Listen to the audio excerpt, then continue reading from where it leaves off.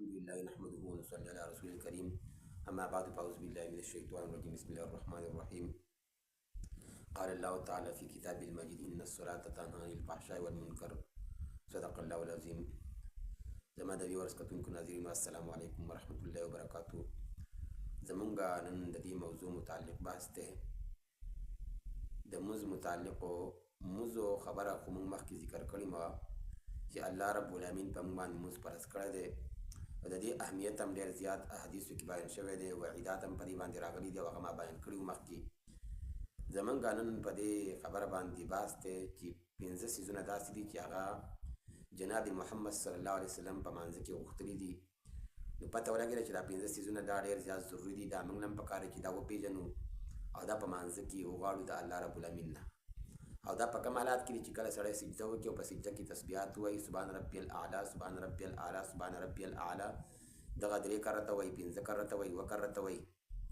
دغه وایو د دې نه وروسته چې کله په دې قاعدې ته راپاسي د دې دواړو سجدو په مابین کې چې کومه قاعده ده په هغه کې دغه الفاظ دي او دا 15 الفاظ دي او دا یو ډېر جامع کلمات دي چې په دې کې زموږ لپاره د دنیا هم فایده ده او د آخرت پکې هم سره فایده ده. نو پکار چې دغه کلمات وپېژنو او دا واورو او دا زده کړو، په دې باندې عمل وکړو چې هر یو کس دا په خپل لمونځ کې دا خامخا حصه وګرځوي او دغه دعاګانې په دې کې ووایي. او 15 څیزونه په دې کې غوښتلی شوي دي او زموږ لپاره ډېر اهم دي. هم پکې د دنیا د طرفدارۍ سوال دی او هم پکې د آخرت هم سره د هغې پکې سوال دی.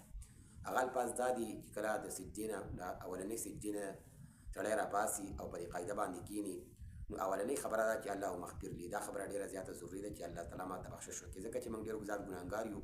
موږ به د الله رب العالمین نه بخښنه غواړو د ګناهونو.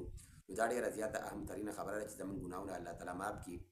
او بیا الله مغفر لي وارحمني، ای الله تعالی په ما باندې رحم وکړي، رحم را باندې وکړي، په دنیا کې را باندې هم رحمت وکړي، رحم وکړي، په آخرت کې را باندې هم رحم وکړي، په قبر کې را باندې هم رحم وکړي. په هر حالات کې د قرنګ ستا د رحمت څخه محتاجه یم، نو الله تعالی په ما باندې رحم وکړي. او بیا وعافني، ای الله تعالی ما ته عافیت راکړي. عافیت له څه نه راکړي؟ د غلطې عقیدې نه، د غلط شبهاتو نه، د دې نه ماته څه راکړي؟ عافیت راکړي، د دې نه مې سلامت وساتي. دا زموږ لپاره ډېره زیاته سره ضروري خبره ده، ځکه چې یو سړی غلط عقیده یي نو بیا الله رب العالمین د هغې اعمال هم نه قبلوي. نو دا دعا زموږ لپاره ضروري یادول پکار دي. څلورم نمبر دا ده چې وهدني، ما ته هدایت وکړي.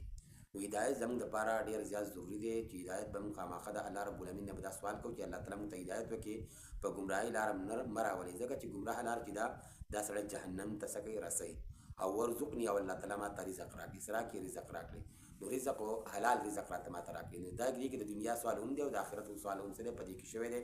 نو پکاره چې دغه کلمات یاد کړو او دا په خپل مانځه کې حصه وګرځوو، انشاءالله تعالی زموږ دنیا به هم ښایسته وي، زموږ آخرت به هم صحیح ښایسته وي. دا الفاظ به یو پیر بیا دوهرا وکړم: اللهم اغفر لي وارحمني وهدني وعافني وارزقني. دغه کلمات دا ویل پکار دي.